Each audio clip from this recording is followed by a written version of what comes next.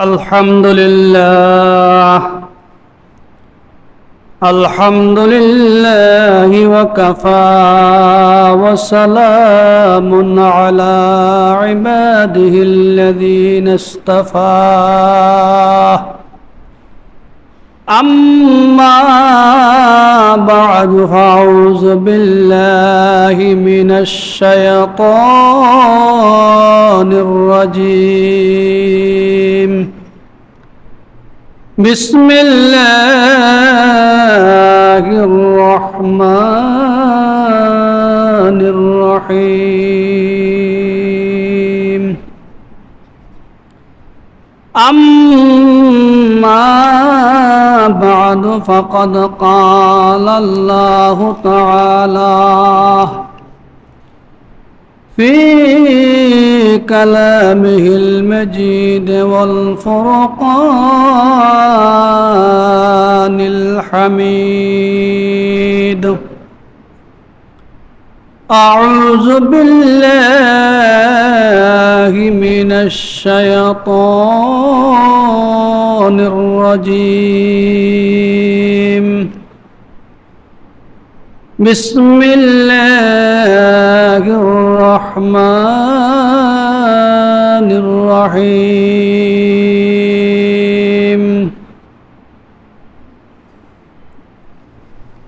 وقضى ربك ألا تعبدوا إلا إياه وبالوالدين إحسانا إما يبلغن عندك الكبر أحدهما أو كلاهما فلا تقل لهما أف ولا تنهرهما وقل لهما قولا كريما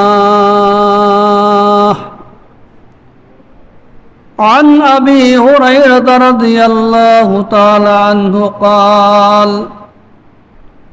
قال رسول الله صلى الله عليه وسلم قال جاء ملك الموت إلى موسى عليه الصلاة والسلام فقال له أجب إنك قال له أجب ربك قال فلا طمع موسى عليه السلام أين ملك الموت ففكها قال فرجع الملك إلى الله تعالى فقال إنك أرسلتني إلى عبد لك لا يريد الموت فقد فقع عين قال فرد الله عليه عينه وقال ارجع إلى عبد فقل الحياة تريد فإن كنت تريد الحياة فضع يدك على متن ثور فما طارت يدك من شعر أو كما قال عليه الصلاة والسلام اللهم صل على محمد وعلى آل محمد كما صليت على إبراهيم وعلى آل إبراهيم إنك حميد مجيد সম্মানিত মুআজ্জাজ মুহতারাম সদর জলাস মুরব্বী নিজাম আসসালামু আলাইকুম ওয়া রাহমাতুল্লাহি ওয়া বারাকাতুহু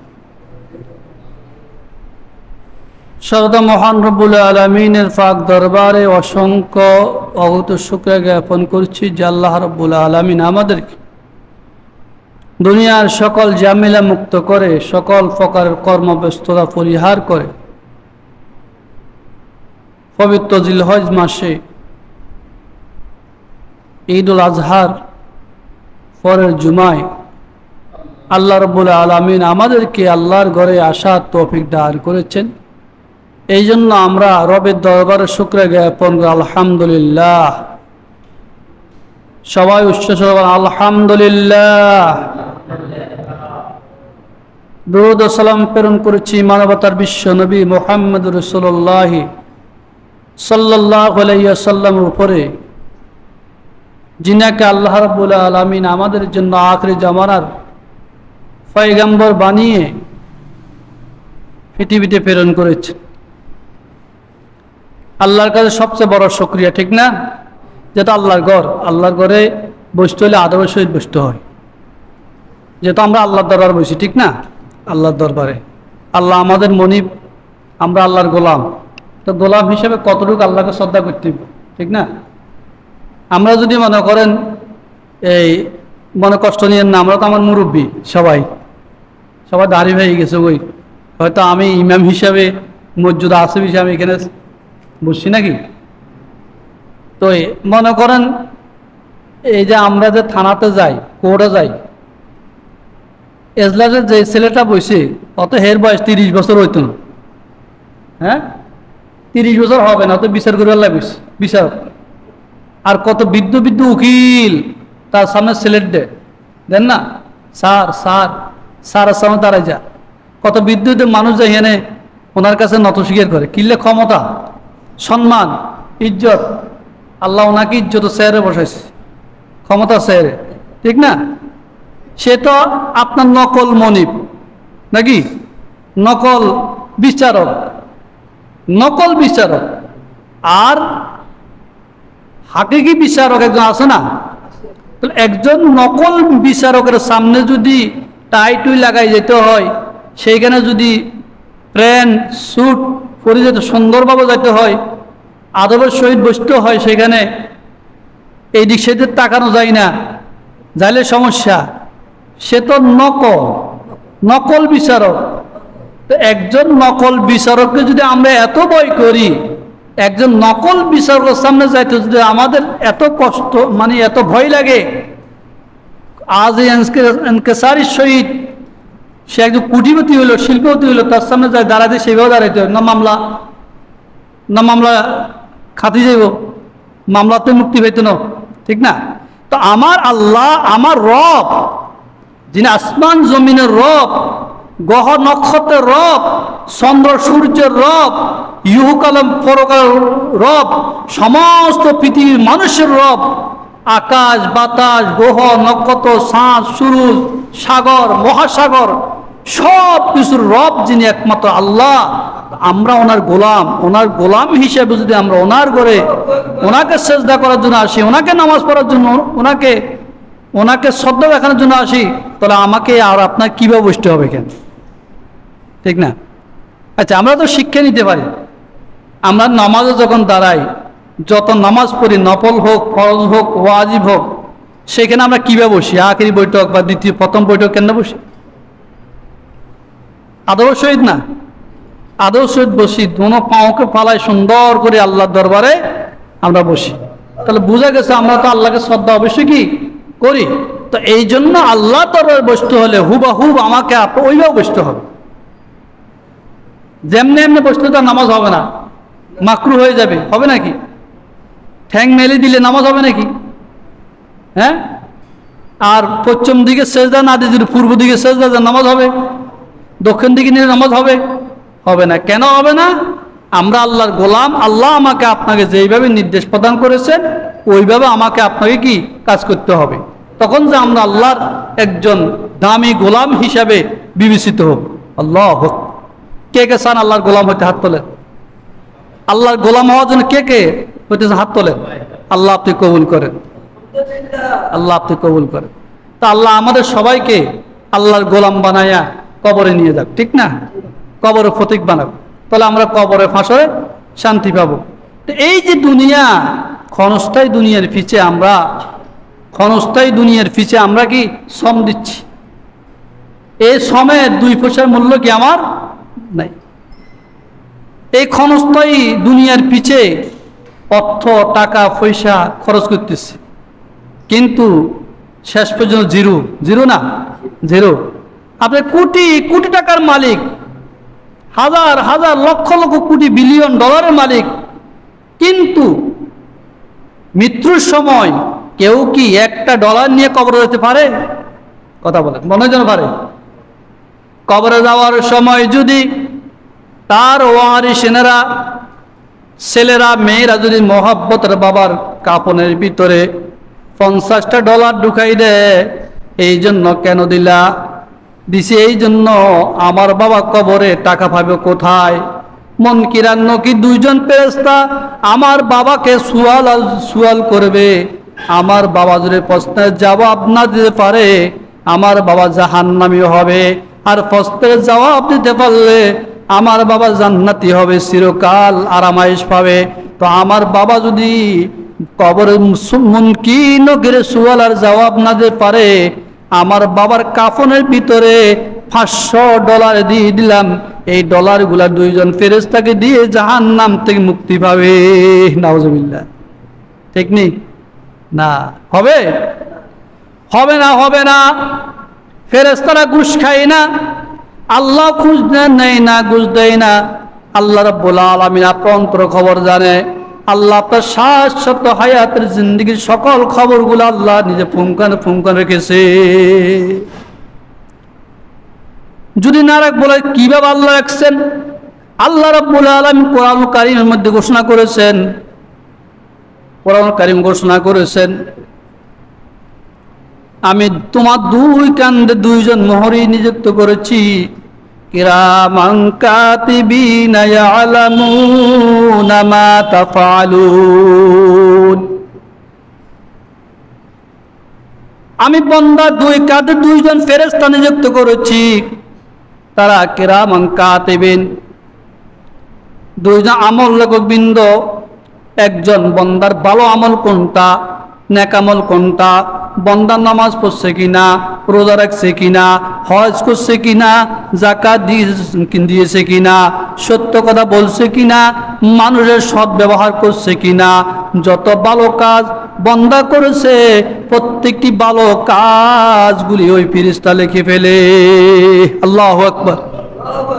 কিরামান কাতিবিনা ইয়ালামুনা মা তাফআলুন। ওই দুইজন কিরামান কাতিবিন, আমল লেখক ফেরেশতা আল্লাহ নিযুক্ত করেছেন যে এই দিন মানুষ ভূমিষ্ঠ হয়েছে মায়ের পেট থেকে, ভূমিষ্ঠ হওয়ার পর থেকে মৃত্যু পর্যন্ত দুইজন ফেরেশতা তার দুই কাঁধে থাকবে, তাকে পাহারা দিবে। সে ভালো কাজ করে, ভালো কাজগুলি ওই ডান কাঁধের ফেরেশতা লিখবে, যে খারাপ কাজ করবে খারাপ কাজগুলি বাম কাঁধের ফেরেশতা লিখবে। লুকোচুরি করার কোনো সুযোগ নাই, আছে? সুযোগ নাই।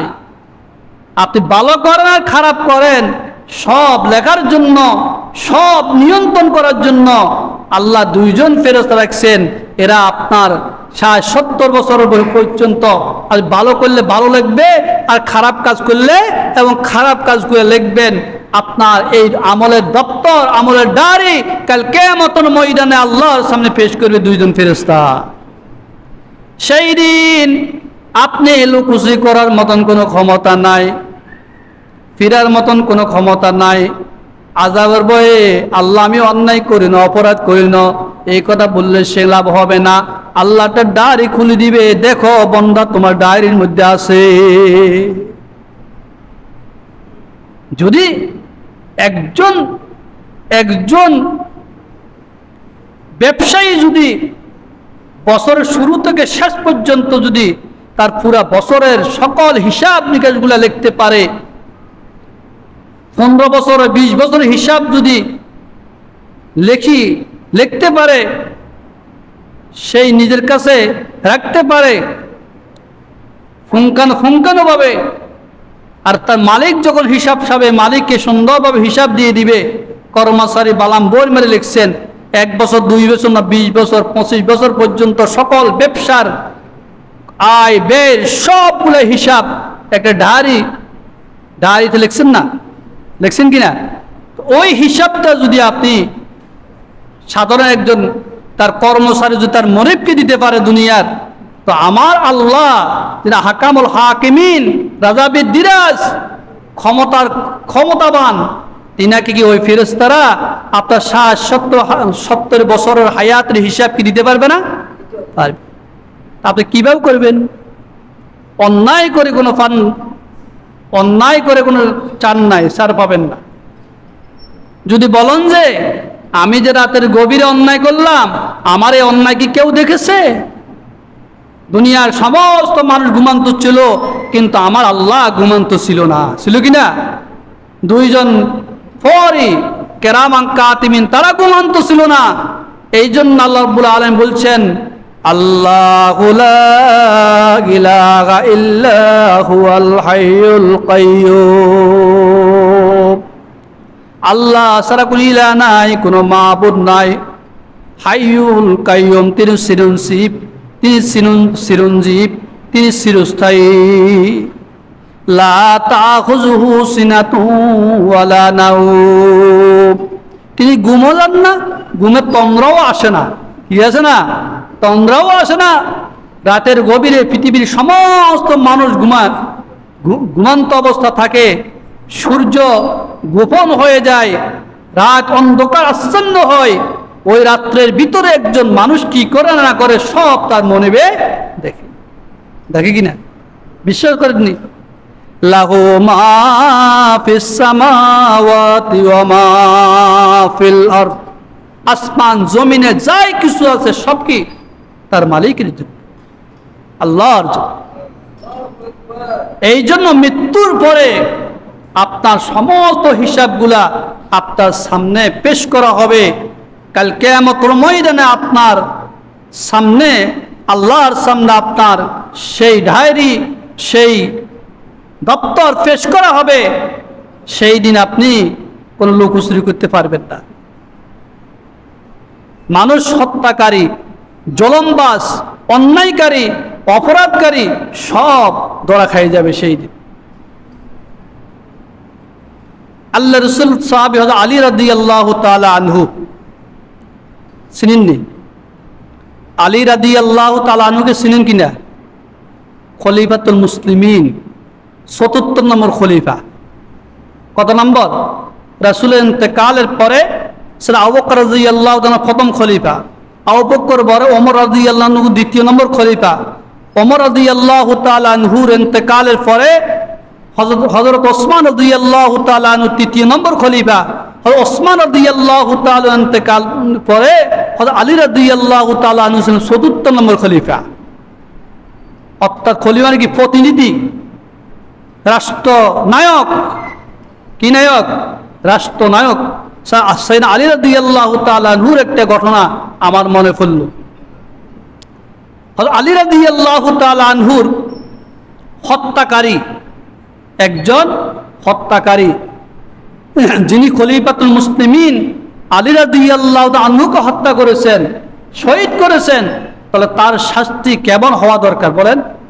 কেমন শাস্তি হবে? যে আলী রাদিয়াল্লাহু আনহু শুধু খলিফাতুল মুসলিমিন নয়, উনি আল্লাহ রসুল মুহাম্মদ রাসূলুল্লাহ সাল্লাল্লাহু আলাইহি ওয়াসাল্লামের জামাই, হযরত ফাতেমা রাদিয়াল্লাহু তাআলা আনহার স্বামী ছিলেন। সকল জান্নাতের সর্দার ফাতেমা রাদিয়াল্লাহু তাআলা আনহা, নারীদের সর্দার যিনি। এই আলী রাদিয়াল্লাহু তাআলা আনহু হত্যাকারী একটা ঘটনা আমি কিতাবে পড়লাম, খুব মর্মান্তিক ঘটনা। হযরত আলী রাদিয়াল্লাহু তাআলা আনহু হত্যাকারী কে ছিলেন? ইবনে মুলজিম ছিল হযরত আলী রাদিয়াল্লাহু আনহু হত্যাকারী। মুলজিমের ছেলে ইবনে মুলজিম। এই ইবনে মুলজিম যখন আলী রাদিয়াল্লাহু আনহু হত্যা করলেন, হত্যা করার পরে সেও মৃত্যুবরণ করলেন। মৃত্যুবরণ করার পরে একটি ঘটনা, হযরত আসমাতুল উব্বাদানী রাহমাতুল্লাহ আলাইহি বর্ণনা করেন, একদা আমি এক অরণ্যে ঘোরাফেরা করার জন্য গেলাম। এক অরণ্যে, এক জঙ্গলে। সেখানে দেখলাম বিশাল একটা উপাসনালয়, সেখানে একটা গির্জা আছে। ওই গির্জার পাশে একজন লোক বসা, একজন পাদ্রী বসা। গির্জাত কে থাকে? পাদ্রী থাকে।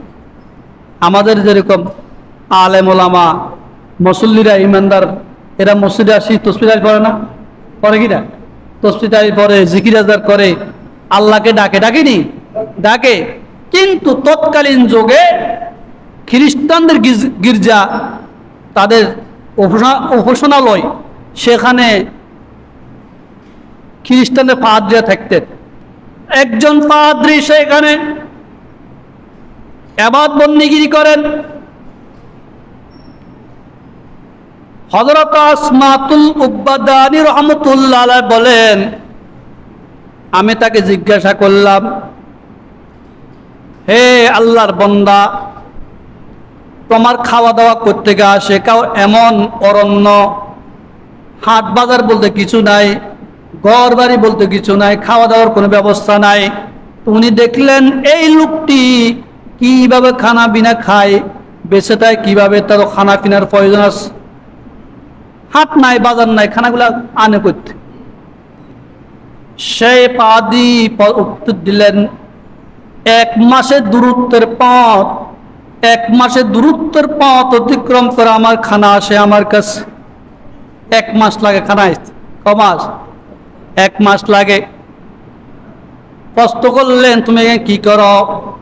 আমি আমার রবের উপাসনা করি, ইবাদত বন্দেগী করি। যে উপাসনা করেন, কারণ সে তার মুসলমান নয়, মুসলমান কিরা? খ্রিস্টান। তাদের ধর্ম কথা অনুযায়ী তার ধর্ম পালন করে, কিন্তু মুহাম্মদুর রাসূলুল্লাহর তরিকা অনুযায়ী ধর্ম পালন করে না।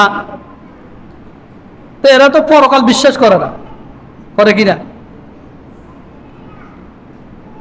ওই আল্লাহর বুজুর্গ বললেন,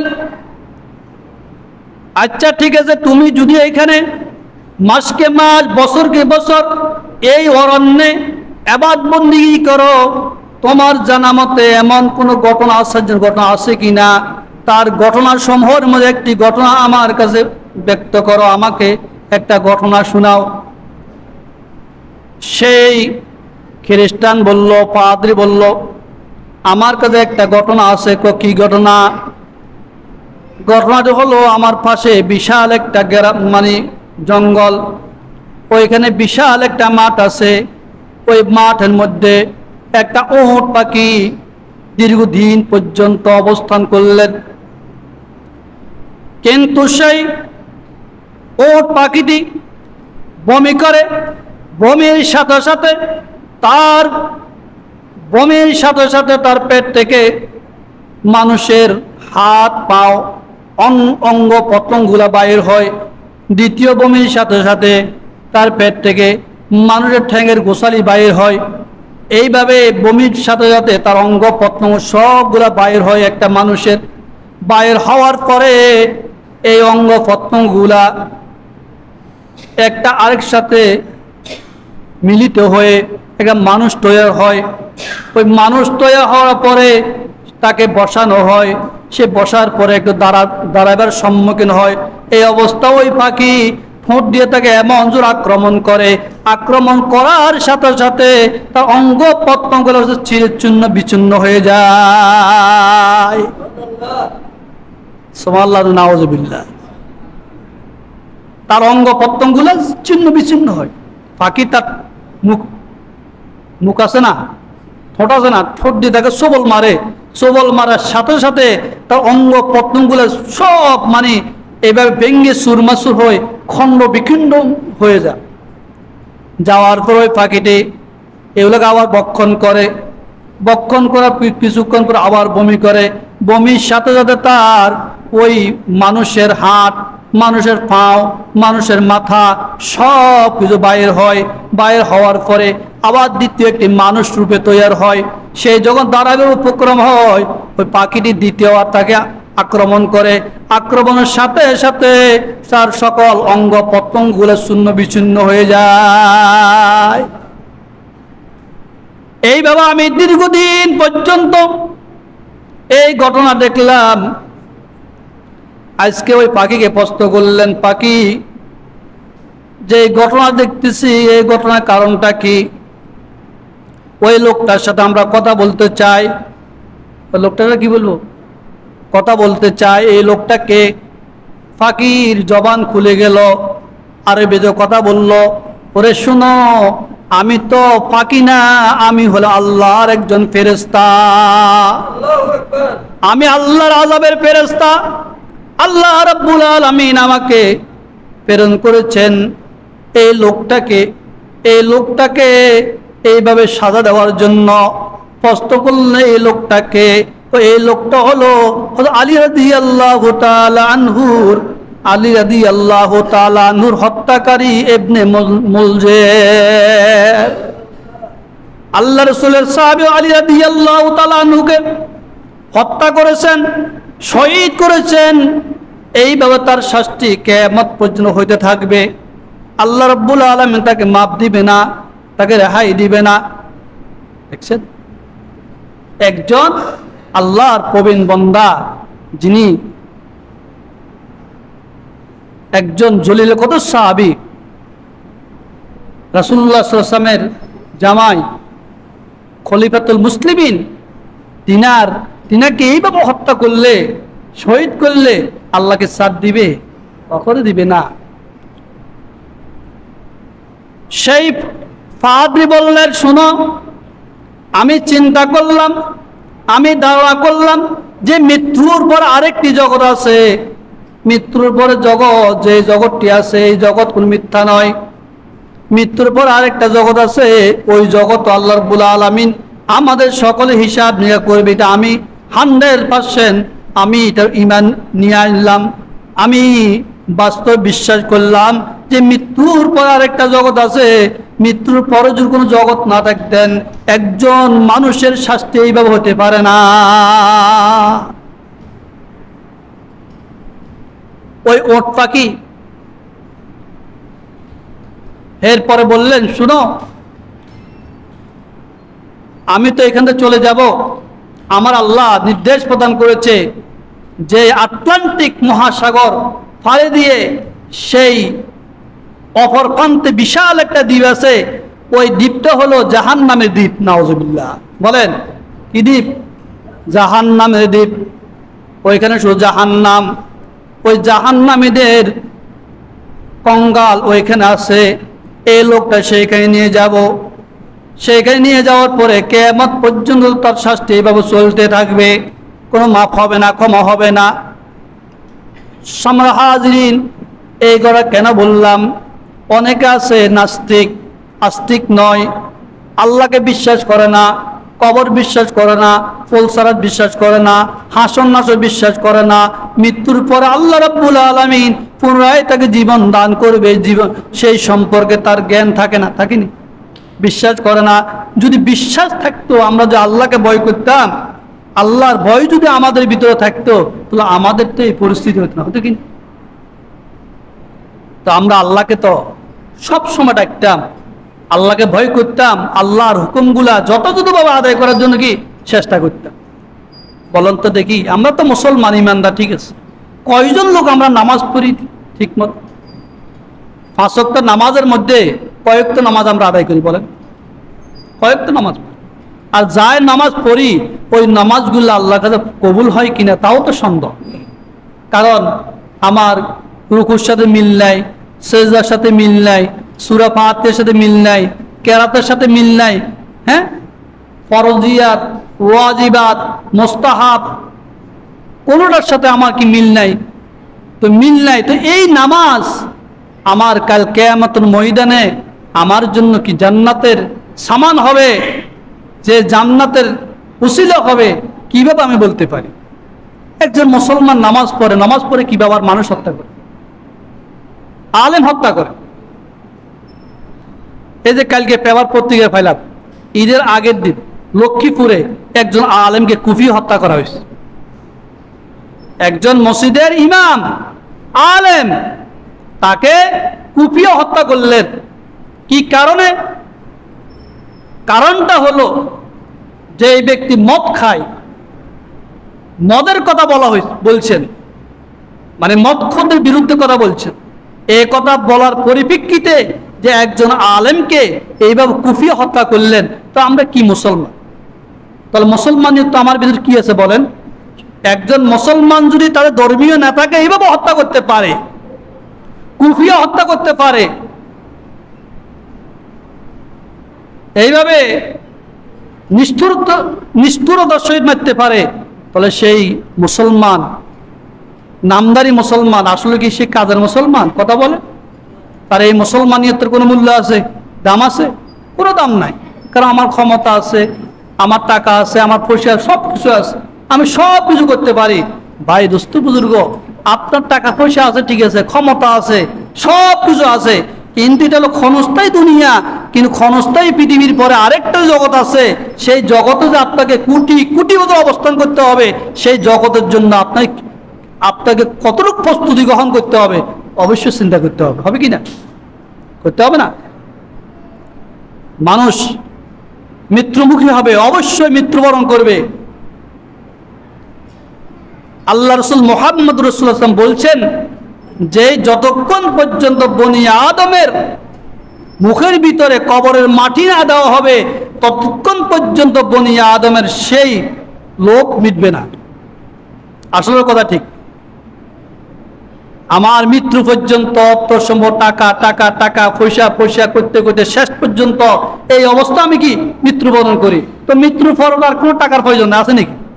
আর ভাবে কোথায়? এই জন্য আল্লাহ রাব্বুল আলামিন কোরআন কারিমে বলছেন, আল্লাকুমুত তাকাসুর হাত্তা যুরতুমুল মাকাবির। প্রচুর যে লোভ লালসা তোমাদের গাফেল করে ফেলছে। হাত্তা যুরতুম মাকাবির, এই অবস্থা, এমনি এই অবস্থার মধ্যে তুমি কবরস্থানে কি পৌঁছে যাও। প্রচুর যে লোভ লালসা আমাদেরকে এমন গাফেল করছে, অমনোযোগ করছে, সম্পদের মায়া মমতায় এমন এত বেশি আমি পেরেশান, বেকারার, যে সম্পদের পিছনে দৌড়তে আটতে এক সময় আমার হায়াত শেষ, আর নামাজ কালাম আল্লাহর বাদবন্দি করার কোনো সুযোগ আমার আসেনি, নাই। আল্লাহ কথা সত্য না না মিথ্যা? অবশ্যই আল্লাহর কথা সত্য। আল্লাহ রসুলের জলিল কদর পয়গম্বর হযরতে মুসা আলাইহিস সালাতু সালামের কাছে জিবরাইল আলাইহিস সালাতু সালাম গেলেন। কেন গেছেন? হযরত মুসা আলাইহিস জান কবজ করবে। একজন নবীর জান কবজ করার সময় তো একটা আদবের ব্যবহার আছে না? আপনাকে আল্লাহ পাঠাইছেন নবীর জান কবজ করার জন্য, আপনি যেভাবে যাইলে তো হবে না, যাওয়ার একটা আদব আছে, কায়দা আছে, শিষ্টাচার আছে, এটা আল্লাহ শিক্ষা দিয়েছেন। আল্লাহ ফেরেশতার মাধ্যমে, নবীর মাধ্যমে জাতিকে শিক্ষা দিয়েছেন যে আদব শিষ্টাচার কিভাবে আমাদেরকে তৈরি করতে হবে। আল্লাহ রাব্বুল আলামিনের সেই ফেরেশতা সাইয়েদনা মুসা আলাইহিস সালাতু সালামের জান কবজ করতে গেলেন।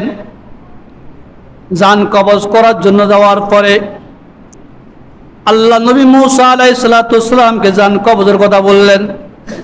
আল্লাহ নবী মুসা আলাইহিস সালাতু সালাম এত জোরে থাপ্পড় দিলেন ফেরেশতাকে, থাপ্পড়ের সাথে ফেরেশতার দুনো চোখগুলা বাইর হয়ে, আল্লাহ নবী মুসা আলাইহিস সালাতু খুব জলিল কথা পয়গম্বর ছিলেন, খুব রাগী ছিলেন। আর নবীদের গায়ে অজস্র শক্তি আল্লাহ রাব্বুল আলামিন কি চোখ বাইর হয়ে গেল।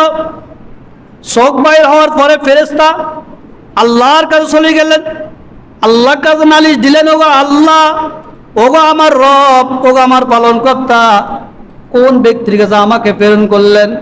এরকম মানুষ আমি পৃথিবীতে আর দেখি নাই।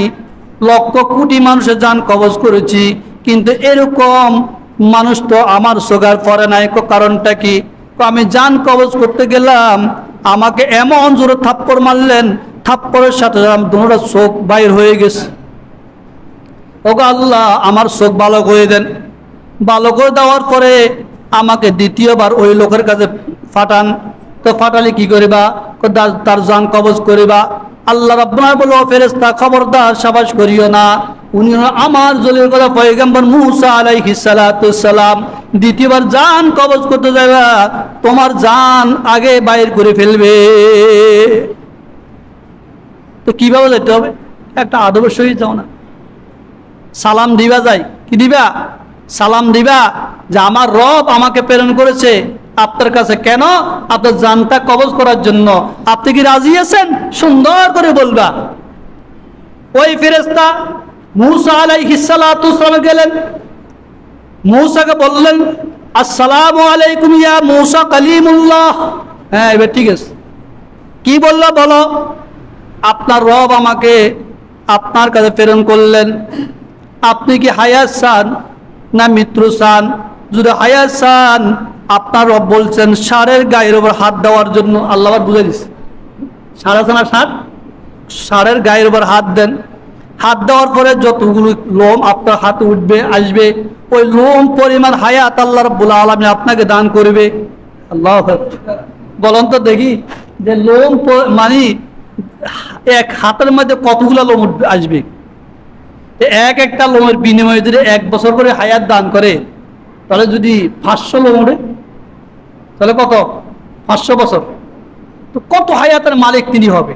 তা আল্লাহ নবী মূসা প্রশ্ন করলেন, আচ্ছা ঠিক আছে, আমি ষাঁড়ের গায়ে হাত দিব। হাত দেওয়ার পরে যত লোম আমার হাতে আসে, ওই পরিমাণ হায়াত আল্লাহ আমার রব আমাকে দান করবে। এরপরে কি হবে? ওই ফেরেশতা বললেন, হে জলের পয়গম্বর মূসা আলাইহিস সালাতু সালাম, এরপরে আপনার মৃত্যু হবে। আল্লাহ নবী মূসা আলাইহিস সালাতু সালাম বললেন, যদি আমাকে মৃত্যুবরণ করতে হয়, এরপর যদি আমার মৃত্যু হয়, ও ফেরেশতা, আমার ষাঁড়ের গায়ে হাত দেওয়া লাগবে না, এত বেশি লোম উঠা লাগবে না, হায়াতের প্রয়োজন নাই, আমার জান কবজ করো, আমি আমার রবের সান্নিধ্যে চলে যাব। আল্লাহ আল্লাহ পাক আল্লাহ নবীদেরকে পর্যন্ত পরীক্ষা করেছেন। প্রত্যেকটি নবী আল্লাহর কাছে কি উত্তীর্ণ হয়ে গেছেন। এই জন্য আমাদেরকে অবশ্যই মৃত্যুবরণ করতে হবে।